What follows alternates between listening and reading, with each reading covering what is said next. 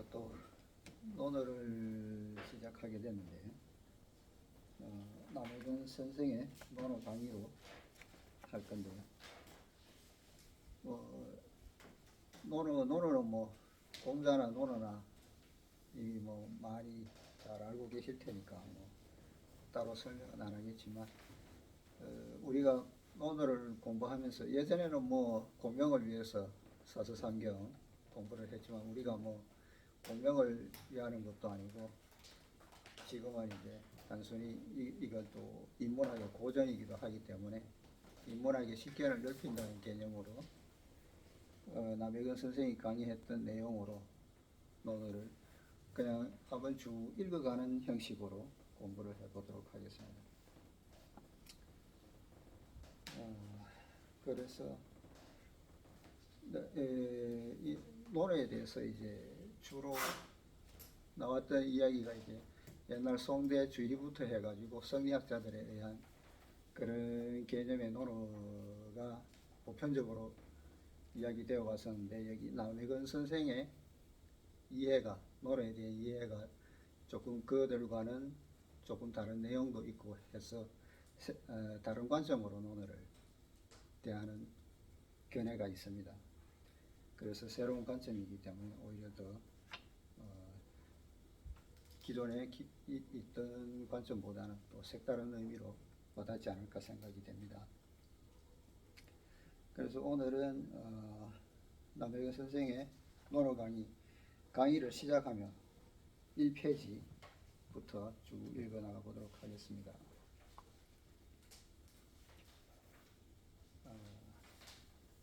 요즘 이때 강의를 한 때가 1974년 대만에서 뭐 강의했던 내용이라고 합니다.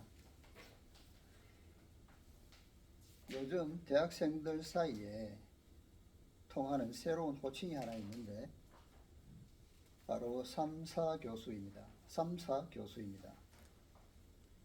모르는 교수 한 분을 보았을 때 무슨 과목을 가르치는 분인지 학생에게 물어보면 흔히 이렇게 대답합니다. 아, 삼사교수예요. 이 말에는 매우 경시하는 의미가 담겨 있습니다. 삼사교수란 삼민주의, 즉 손문이 제창한 중국 민주주의 혁명의 정치 이론인데요. 곧 민족주의, 민권주의, 민생주의의 세 가지로 신의 혁명의 지도 원리가 되었다는 겁니다. 그래서 민족, 민권, 민생 세 가지 민이죠. 그래서 삼민주의입니다. 삼민주의와 사서오경을 가르치는 교수를 일컫는 말입니다. 그분들은 학교에서도 알아주는 사람이 없고 학생들도 군사훈련 교관을 대하듯 하고 있는데 아주 심각한 문제입니다. 8, 9년 전에 국립대학 교수로 있는 친구와 이야기를 나누면서 어떻게 가르쳤기에 학생들이 삼민주의에 대해 그처럼 반감을 가지게 되었느냐고 물어봤습니다. 그러자 그 친구는 어쩔 수 없는 일이라고 하더군요. 하지만 나는 어쩔 수 없는 일이 아니라 생각하고 그를 대신하여 내가 학생들을 몇 시간 가르쳐 보고 싶다고 했습니다. 그 뒤 마침 그럴 기회가 생겼습니다. 한 대학생이 나더러 자신들의 모임에 참석해달라고 청해왔습니다. 중국 문학의 재혁명을 주제로 토론회를 연다는 것이었습니다. 그 토론 주제를 듣자마자 나는 즉시 이렇게 말했습니다. 자네들이 그런 모임을 연다고? 좋아, 내가 저녁에 가보도록 하지. 나는 친구인 삼민주의 교수와 함께 그 모임에 가보았습니다. 참석한 학생들 모두 장난꾸러기들 같았습니다. 학생들은 격앙된 어조로 한바탕 떠들고 나더니 마지막에야 나더러 한마디 해달라고 하더군요. 나는 학생들에게 여러분은 혁명이 무슨 뜻인지부터 먼저 이해해야 합니다. 이 대학은 국립 최고 학부인 만큼 이 학교의 청년 지식인이라면 혁명이라는 단어의 뜻부터 정확히 알아야지요. 이 단어는 가장 오랜 저서의 하나인 역경에서 나왔습니다. 하고 말문을 연 다음 여러 가지 역사적인 상황을 예로 설명했습니다. 혁명이라는 단어는 주역에 택화협계의 단사에서 나오는 말인데요. 그 단사에 따르면 탕무혁명 순호천이 응호인이라고 했습니다. 탕무라고 하면은 탕왕과 무왕인데요. 탕왕은 하나라 거왕을 없애고 은나라를 세웠던 사람이고요. 무왕은 이제 은나라 주왕을 없애고 주나라를 세웠던 사람이죠. 그래서 이 탕왕과 무왕이 혁명을 통해서 순호천 하늘에 따르고 응호이 사람 즉 백성들이겠죠. 백성에게 응했다는 이야기입니다. 그래서 혁이라고 하면 고친다, 바꾼다는 뜻이 있고요. 명이라고 그러면은 뭐 1000명이나 4명 정도 되겠죠. 그래서 1000명이 바뀌어졌다는 이야기입니다. 그래서 혁명이라는 단어가 여기에서 나왔다고 하는데, 예를 들어 우리는 오사운동 때부터 문학작품을 고문인 문헌문 대신 구어체인 백화문으로 쓰고 있는데 이것이 무슨 성과가 있었겠습니까? 내가 본 바로는 지난 수십 년 동안 대중교육이 널리 보급되었고 지식도 보편화되었으며 세계에 대한 지식도 많이 흡수할 수 있게 되었습니다. 이런 것들이 국가 발전에 공헌했음은 부인할 수 없습니다. 그러나 우리 문화는 오히려 이때부터 한 칼에 단절되어 버렸습니다. 그 원인은 무엇일까요? 전통문화라는 창고에는 아주 많은 것들이 쌓여 있는데 수천 년 동안 쌓여온 이 문화는 모두 고문으로 보존되어 있습니다. 그런데 백화문으로 교육받은 사람들은 고문을 이해할 수 없으니 당연히 이 창고를 열어볼 수 없게 된 것입니다. 우리 문화는 바로 이 한 칼에 허리가 잘려버린 것입니다. 여러분은 지금 문학의 재혁명을 말하고 백화문학을 논하고 있는데 우리가 왜 백화문을 추진하게 되었는지를 알아야 합니다. 오사운동 전후에 사람들은 나라를 구하기 위해서는 신지식을 받아들여야 하며 특히 동서고금의 학술과 문화를 융합해야 한다고 생각했습니다. 그리하여 9세대 학생들이 외국으로 유학을 나가보니 어느 나라든 말과 글이 일치하는 것이었습니다. 그래서 그들은 우리나라가 발전하지 못한 까닭은 문자라는 도구가 가로놓여 있기 때문이라 생각하게 되었습니다. 특히 사서오경은 공자왈, 맹자왈 따위의 고리타분한 말로 온통 뒤죽박죽이니 이것을 타도하지 않으면 안 되겠다고 생각해서 백화문을 제창하게 되었습니다. 그러나 한 가지 주의해야 할 점이 있습니다. 영어, 독일어, 프랑스어 등 세계 여러 나라의 언어와 문자가 지금은 비록 일치하고 있지만 말은 대략 30년에 한 번씩 변한다는 점입니다. 따라서 100년 전의 영어나 프랑스어 서적은 오늘날 전문가가 아니면 이해할 수 없습니다. 우리도 뭐 앞에 조선시대 멀리 갈 것 없이 조선시대의 사람들과 이야기한다고 해도 안 통하는 부분이 많을 겁니다. 그만큼 그 시절 동안에 말이 많이 변했다는 이야기겠죠. 우리의 옛 조상들은 언어가 시대에 따라 변한다는 것을 알았습니다. 그래서 문자를 언어로부터 분리해서 짧은 시간을 이용하여 2, 3년 정도 문자를 배우면 글을 쓸 수 있게 했습니다. 그 문자는 단독으로 한 체계를 이루어 사상을 표현했기 때문에 문자가 간직하고 있는 사상은 수천 년 뒤의 사람이 보더라도 그 뜻을 해석하는 데 막힘이 없습니다. 그런데 이 문자가 국가의 운명에 무슨 해를 끼쳤다는 것입니까? 문자에는 잘못이 없습니다. 단지 교역이 보급되지 않아 사람들이 문자에 대한 소양을 제대로 쌓지 못했기 때문입니다.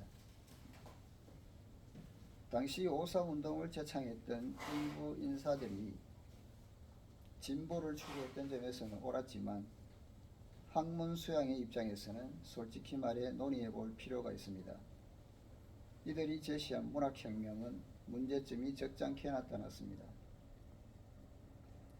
예를 들어 일상생활에서 날마다 하기 마련인 화장실 가는 일을 우리 어렸을 적에는 출공이라 했는데 그 뒤 해수라고 했다가 지금은 상일호라고 합니다. 출공은 이제 옛날에 과거제도 같은 시험이 있을 때 시험장에서 이제 화장실을 가려고 그러면은 그때 편말이 이제 출공이라고 하는 편말과 입경이라는 편말이 있었다고 합니다. 그래서 화장실 갈 때는 출공이라는 편말을 얻어야 나갈 수 있었는데 그래서 화장실 가는 것을 대명사적으로 출공이라고 쓰게 되었다고 합니다. 그리고 해수는 이제 옛날에 뭐 죄인을 압송해가지고 갈 때 이제 손목을 묶어서 가죠. 그래서 가다가 화장실이 급하면은 어떻게 손을 풀어야 화장실을 갈 수 있지 않습니까? 그래서 해수라고 하다 보니까 이제 그게 계속 쓰다 보니까 화장실을 가는 대명사로도 사용이 되었다고 합니다. 상일호 같은 경우에는 이제 뭐 최근에 나온 말이고요. 상 1호가 있고 상 2호가 있는데 1호는 이제 급한 거, 빠른 거, 그 소변이고요. 상 2호라고 그러면 이제 대변, 큰 거를 본다는 뜻으로도 사용이 됩니다. 뭐 인터넷에 유행어라고 할 수도 있겠죠. 신조어라고도 할 수 있겠죠. 보십시오. 요 몇십 년 동안 말이 얼마나 많이 변화했는지. 이 때문에 5.3 운동 전후에 백화문 자료들은 요즘에 보면 거의 의미가 통하지 않을 정도입니다. 이 5.3 운동은 이제 1919년도 5월 4일 날 일어났던 뭐 어떻게 보면 반제국주의 운동인데요. 이때 5.3 운동에 영향을 줬던 게 우리나라 1919년에 3.1 운동, 3.1 운동이 5.3 운동에 영향을 미쳤다고 이야기를 합니다. 그러면 오늘날의 글은 어떻습니까? 읽기에 불편함이 없으니 좋지 않냐고요? 예, 좋습니다. 그런데 문제는 글을 다 읽고 나면 글의 가치도 끝나버려 대부분이 보존해야 할 가치가 없다는 데에 있습니다. 앞으로 우리 언어가 또 어떻게 변화할지 알 수 없으니까요. 이런데도 여러분이 왜 문학 재혁명을 바라는지 나는 이해하지 못하겠습니다. 문학혁명에 대해서는 나도 말할 자격이 없고 여러분도 말할 자격이 없습니다. 왜 그럴까요? 만일 고문이나 사륙체, 시, 사를 짓는데 상당한 실력을 갖추고 난 다음에 이런 문학에서 결함을 발견했다면 비로소 혁명을 말할 자격이 있을 것입니다. 지금 여러분은 명조차 없는데 무엇을 혁하겠다는 것입니까? 과연 여러분은 문학혁명을 운운할 자격이 있습니까? 내가 이렇게 이야기를 끝내자 듣고 있던 학생들은 모두 얼떨떨한 표정이었습니다. 이 모임은 그 뒤 허지부지되고 말았다고 합니다. 알게 모르게 대학생들에게 불었던 이 작은 풍파는 잠잠해져 버렸습니다. 그 뒤 나는 삼민주의를 가르치는 친구에게 그를 대신해서 몇 시간 강의를 해보겠다고 했습니다. 대학생 중에는 믿음이 강한 사람도 물론 많았지만 삼민주의를 골치 아픈 과목으로 생각하는 사람도 있었기 때문입니다. 나는 친구를 대신하여 강의하면서 처음에는 삼민주의를 강의하지 않고 전통문화와 전통사상의 변천 과정과 그 원인을 강의했습니다. 상고부터 현재까지 왜 이렇게 변했고 나중에 국부 손문에 삼민주의가 어떻게 나오게 되었는지 분석하고는 다음과 같이 말했습니다. 내 말이 옳습니까? 옳지 않습니까? 옳습니다. 가치가 있습니까? 없습니까? 가치가 있습니다. 그러므로三민주의를 공부해야 합니다. 공부하고 나서 비평해도 됩니다. 보지도 않고 맹목적으로 삼민주의는 땅 팔고라 안해서는 안 됩니다. 땅 팔고를 여러분은 알고 있습니까? 알지 못하면서 함부로 비평해서는 안 됩니다. 땅 팔고라고 하면은 중국 공산당의 형식적인 교조적인 지시문이나 문장을 이야기하는데요. 특별히 내용도 없으면서 격식에 맞춰서 쓰는 그런 문구를 이야기를 합니다. 내가 이렇게 강의를 하고 나자 학생들은 삼민주의를 공부하고 싶은 생각이 들게 되었다고 합니다. 이것은 내가 겪은 이야기입니다. 사서도 사정은 마찬가지여서 우리가 지금 논어 강의를 하면서 문화부흥운동을 추진하자고 말하고 있지만 신식교육인 국민의무교육을 시행한 이래 학생들이 사서오경을 싫어하는 현상은 극에 달해 있습니다. 그런데 문제는 사서오경의 공자와 맹자의 사상이 잘못 해석되고 있다는 데 있습니다. 이것은 지금에 와서 시작된 일이 아니라 당송 이후 또는 멀리 한당 시대부터 많은 점들이 잘못 해석되어 왔습니다. 이 상황을 설명하기 위해 실제 있었던 이야기를 하나 하겠습니다. 우리 시대는 시대 배경으로 보면 새로운 것과 옛 것, 우리 것과 외국 것이 서로 교체하는 거대한 변화의 틈바구니에 끼어 살아온 사람들입니다. 나는 유년 시절에 사숙에서 공부했는데, 사숙이라고 하면 개인 선생이죠. 우리로 따지면 뭐라고 하죠? 옛날에 그 서당인가요? 네, 거기에서 공부했는데 그때에는 사서오경 공부에 몹시 반감을 품었습니다. 그 당시 선생들은 우리가 질문을 하면 나중에 너희들도 다 이해하게 될 게다 하고만 대답했는데 우리는 그 나중에가 언제일지 도무지 알 길이 없었습니다. 그래서 오사운동이 신문학운동을 일으켰을 때 우리는 비록 팔을 걷어붙이고 열렬한 지지자로 나서지는 않았지만 그 운동에 동의하여 다소 비분관계했습니다.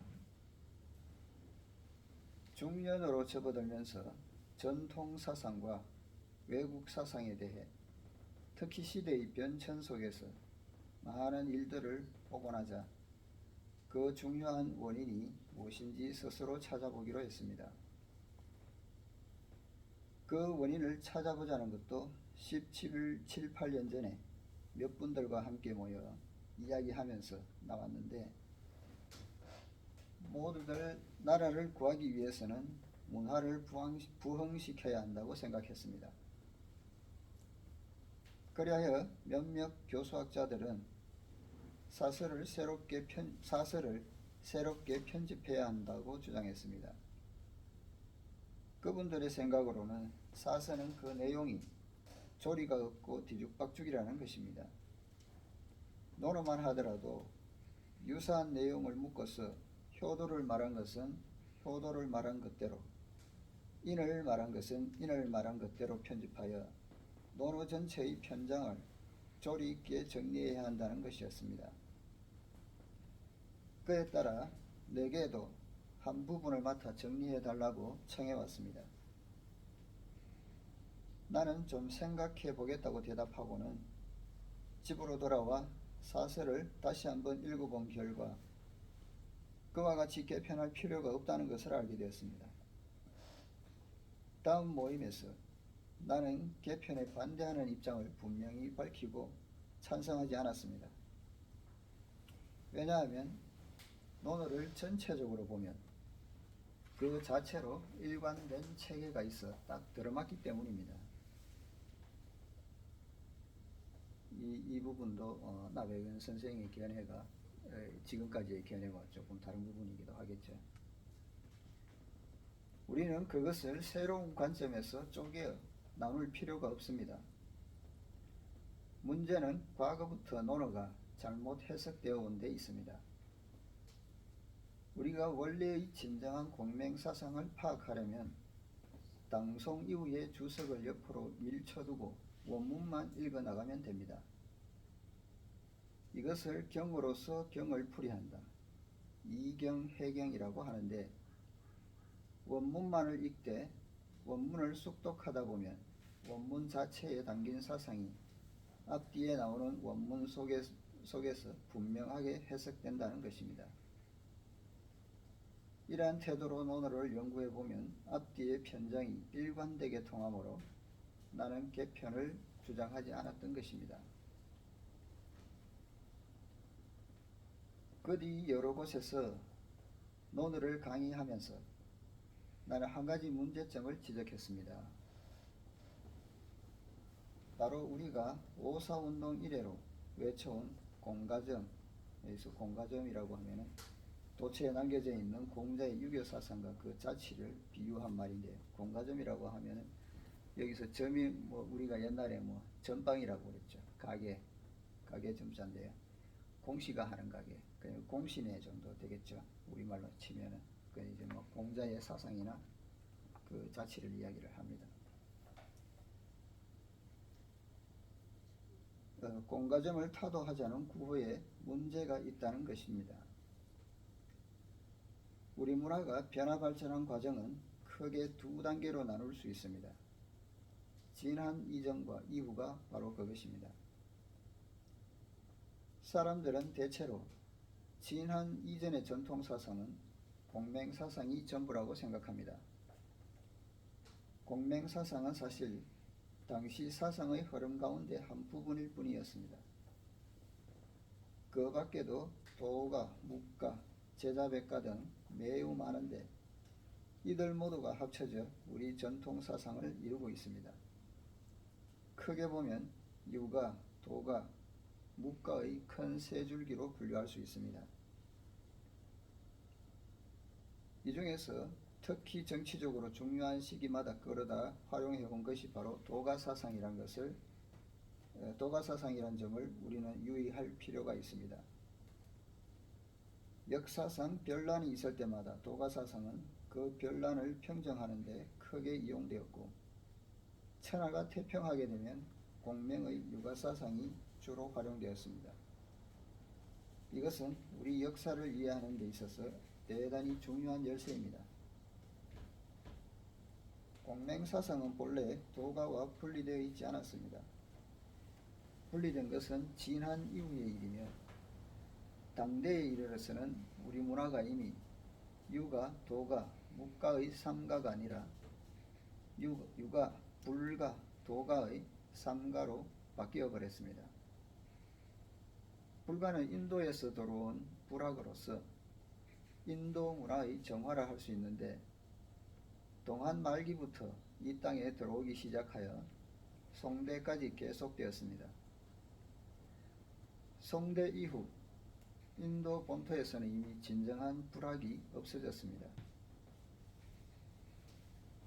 아랍 민족의 이슬람교, 힌두교 등에 점거되면서 인도에서 쇠잔해 버렸던 것입니다. 오늘날 진정한 불학을 연구하려면 중국으로 올 수밖에 없습니다. 유럽인이나 일본인들이 말하는 불학은 정확하지 않습니다. 당송 이후에 우리 문화는 유, 불, 도, 삼가로 요약되는데, 이 삼가는 세 개의 큰 가게로 비유해 볼 수 있습니다. 먼저 불가는 백화점과 같습니다. 그 안에는 수많은 물건들이 여기저기 진열되어 있고 각가지가 다 갖추어져 있어서 돈과 시간만 있으면 가서 구경할 수 있습니다. 구경 다니다 물건을 사도 좋고 안 사도 좋으면 아예 구경하지 않아도 좋지만 사회는 이것을 필요로 합니다. 도가는 약방과 같습니다. 병이 나지 않으면 안 가도 되지만 병이 나면 가지 않을 수 없는 곳입니다. 병이 난 것은 마치 별난을 맞은 것과 같아서 별난을 평정하려면 도가를 영구 응용하지 않으면 안 됩니다. 도가 사상은 병가, 종행가의 사상과 천문, 지리, 의학 등을 모두 포함하고 있어서 국가와 민족이 병이 나면 이 약방에 가지 않으면 안 됩니다. 그래서 앞에서 별난이 있을 때 도가 사상을 취한다고 했는데, 병가는 우리의 이제 군사적인 문제를 연구하는 거겠죠. 그 종행가는 이제 합종이나 연행을 주장했던 사람들을 이야기를 합니다. 유가는 양곡가게와 같습니다. 공맹사상은 우리가 날마다 먹어야만 하는 식량입니다. 그런데 오사운동 때 우리는 약방과 백화점은 부수지 않고 한사코 양곡가게만 부쉈습니다. 양곡가게를 부수고 나서 우리들은 밥을 먹지 않고 서양빵을 먹게 되었습니다. 서양빵은 우리들에게 습관화되어 있지 않은 탓에 오래 먹게 되면 위에 탈이 날 수 있습니다. 그런데도 오래 먹다 보니 서양 사상들이 출현하게 되었습니다. 이런 사상들은 서양에서 온 것이지 우리 문화에서 온 것이 아닙니다. 그런데 어떻게 우리나라에 오게 되었을까요? 왜 이런 식으로 변했을까요? 우리는 먼저 우리 문화와 역사의 변천을 깊이 이해해야 합니다. 왜 오늘날 이렇게 되었는가를 알아야 할 뿐만 아니라 앞으로 어떻게 해야 할지도 알아야 합니다. 이는 우리 모두가 당면하고 있는 매우 중요한 문제입니다. 따라서 이 문제를 풀기 위해서는 사설을 깊이 연구해야 합니다. 우리의 고유 문화를 연구하는 것은 결코 시대의 흐름에 역행하는 것이 아니라 새로운 시각으로 그것을 이해하기 위한 것입니다. 아울러 우리는 지난 2000년 동안 우리의 문화, 사상, 역사가 어떤 정치 체제 하에 있었던 간에 대체로 모두 사법을 중심으로 전개되었고 사법과 행정은 나눌 수 없는 하나였음을 이해해야 합니다. 사법이라면 곧 법률을 말하게 되는데 현재 우리들은 양대법계통, 이른바 해양법계통과 대륙법계통만 말합니다. 사법의 입법 부문도 이 두 개의 법계통 정신을 근거로 해서 나왔습니다. 그러나 우리는 진대 이래 한, 당, 송, 원, 명, 청대에 이르도록 줄곧 우리 고유의 법률 계통이 있었다는 것을 잊고 있습니다. 이 법률 계통은 바로 사서오경을 철학적 기초로 삼고 있는데 과거의 많은 판례를 보면 바로 사서오경의 도덕관념을 근거로 하고 있음을 알 수 있습니다. 그러므로 엄격히 말하면 사서오경은 과거 헌법이 없던 시대의 실질적인 헌법 사상이었습니다. 다시 말하자면 정치 사상의 중심이자 법률 사상의 중심으로 기능했던 것입니다. 그 밖에 각종 철학 사상도 모두 이 사서오경에 귀착한다 하겠습니다. 물론 좋은 점만을 이야기한다면 그렇다는 것이지요. 이제 나쁜 점을 이야기해 봅시다. 공가점은 왜 사람들로부터 타도당했을까요? 오사운동 당시 사람들이 저마다 공가점을 타도하자고 나섰던 것은 필연적이었습니다. 왜 그랬을까요? 공가점이 정말 억울하게 당했다는 것은 나중에 알게 된 사실입니다. 왜냐하면 이 가게는 본디 공자와 맹자 두 사장이 차린 주식회사인데 그 아래로 정자, 자사, 순자 같은 간부들이 채용되었습니다. 사장이 파는 상품은 물건도 진짜고 값도 쌌습니다. 그런데 수천 년이 지나는 동안 후대 사람들이 물을 타팔면서 상품이 변질되어 버렸습니다. 시간이 지나면서 중간중간에 서로 다른 사상이 개입이 됐다는 거죠. 후대 사람들의 사상이 개입되면서 본질적인 내용이 변해버렸다는 이야기입니다. 어떤 내용들은 후대 사람들이 해석을 잘못했는데 특히 송대의 성리학자들이 그랬습니다. 해석이 한번 잘못되어 버리자 빛나던 공자사상 전체가 대단히 두텁고 무거운 그림자에 뒤덮여 버렸습니다. 그 결과 후대 사람들이 공맹사상을 뒤엎으려 했던 것입니다. 최근 어떤 사람이 나와 몇몇 사람들에게 공자사상의 문제점을 논하는 글을 써달라고 청해왔습니다. 나는 이렇게 답변했습니다. 몇몇 사람들이 공자사상을 뒤엎으려 하는데 이는 좋지 않은 일입니다. 다 소용없는 짓입니다. 왜냐하면 공자사상은 이 땅에서 타도될 수 있는 것이 절대 아니기 때문입니다. 이것은 감정적인 말이 아닙니다. 수천 년의 역사를 자세히 살펴보면 과거에도 공자사상에 손을 댄 사람이 있었습니다. 현대에 들어와서도 오사운동이 공가정을 타도하려 했지만 결과적으로 타도됐습니까? 그렇지 않습니다. 오히려 두들기면 두들길수록 빛이 났습니다. 이렇게 되자 본래 공자를 연구하려 하지 않았던 세계 각국에서도 요즘엔 오히려 공자를 연구하게 되었습니다. 지금 우리나라 학술계가 직면하고 있는 아주 중요한 문제 가운데 하나는 우리 문화의 보고를 어떻게 이해할 것인가 하는 점입니다. 중년 이하의 사람들은 이에 대해 아는 바가 거의 없는데 더욱이 지금 중학교에 다니는 학생부터 대학에 다니는 학생까지의 청년들은 아예 우리 문화의 보고가 있다는 것조차 모릅니다. 이 때문에 나는 사설을 강의하기로 하고 논어부터 시작하게 된 것입니다. 논어는 무릇 어릴 때부터 읽어왔을 터인데 지금 여러분들이 주로 읽고 있는 책은 문제 있는 판본입니다. 그것은 송대의 대유학자인 주의 선생이 주해한 것입니다. 주의 선생의 학문과 인품에 대해서는 대체로 할 말이 없지만 그렇다고 해서 사수오경에 대한 그의 주해를 절대적으로 옳은 것이라고 할 수 있을까요? 몹시 불경스러운 말이지만 책임지고 말하건대 문제가 너무 큰데다 완전히 옳은 것이라고 할 수 없습니다. 그래서 지금까지 대체로 논어라고 하면은 이 주희가 주해한 책을 주로 상해들고 우리가 예전에 뭐 학교 다닐 때도 공부했던 논어는 주해 집주라고 논어 집주라고 해가지고 그것에서 벗어나지를 않았죠.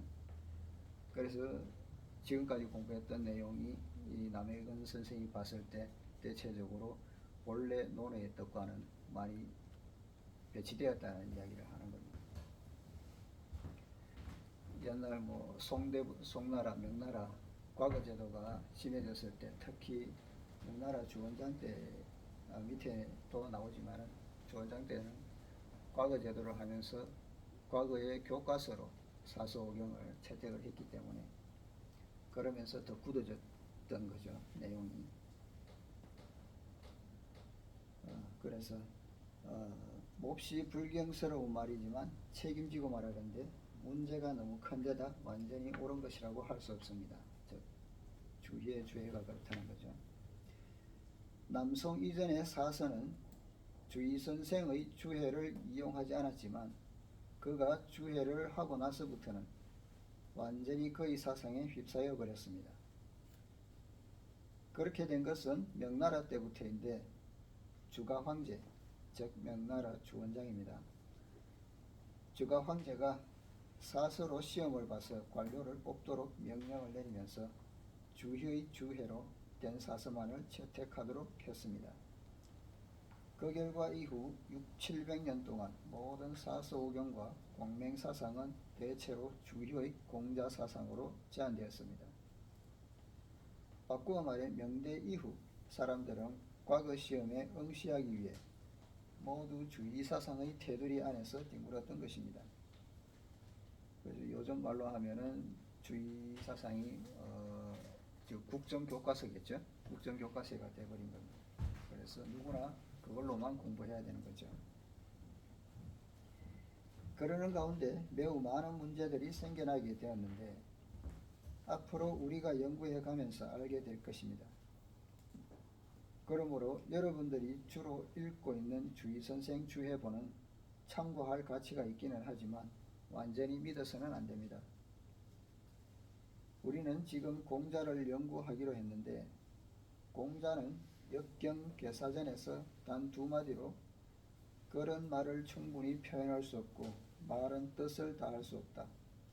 서부진은 은부진의라고 했습니다. 이 말은 사람의 언어란 표현하고자 하는 생각을 다 표현할 수 없다는 뜻입니다. 오늘날에는 이런 문제를 전문적으로 연구하는 의미론이라는 학문이 있습니다. 의학이라고 하는데 말의 뜻을 가르치는 배우는 학문이죠. 소리가 완전히 같은 한마디의 말도 녹음기를 통해서 방송하는 것과 서로 얼굴을 대하고 표정과 동작을 곁들여 말하는 것은 듣는 사람이 같다 할지라도 서로 다른 별개의 체험과 느낌을 얻게 될 것입니다. 그러므로 세계에는 의지와 사상을 완전하게 표현할 수 있는 언어는 하나도 없습니다. 더군다나 말을 문자로 바꿔놓고 문자를 문장으로 바꿔놓음에 따라 그 본의와 표현된 것 사이에는 더 한층 간격이 벌어집니다. 그래서 우리가 생각하고 있는 것을 말로 다 표현할 수 없는 거죠.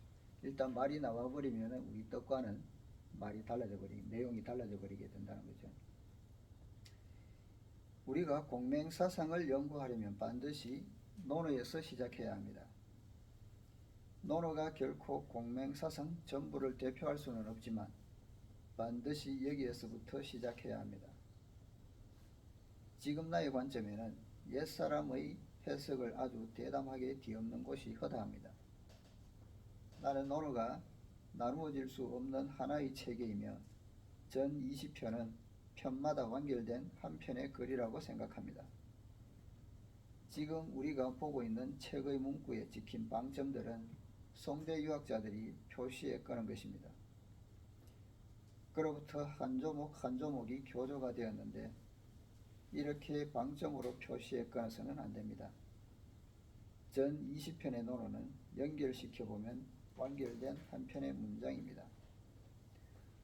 그래서 제일 좋기는 논어 원문을 가지고 내 스스로 그 뜻을 음미해 보는 거겠죠. 다른 사람이 해석해 놓은 것을 보면은 거기에 의지할 수가 있으니까. 그래서 여러분들도 나중에 다 하고 나면은 스스로 그 내용을 다시 한번 음미해 보시기 바랍니다. 독서 100편을 하면 100번 읽으면 그 뜻이 저절로 나타난다고 하지 않습니까? 그래서 적어도 오늘 나는 이렇게 생각하는데 내일 또 새로운 견해가 나올지도 모릅니다. 훗날 나 자신이 지금의 내 견해를 스스로 뒤엎게 될지도 알 수 없지만 오늘 현재까지는 이렇게 생각하고 있습니다. 오늘 첫 시간인데요. 첫 시간은 여기까지 하고 다음 시간에 본문으로 들어가겠습니다.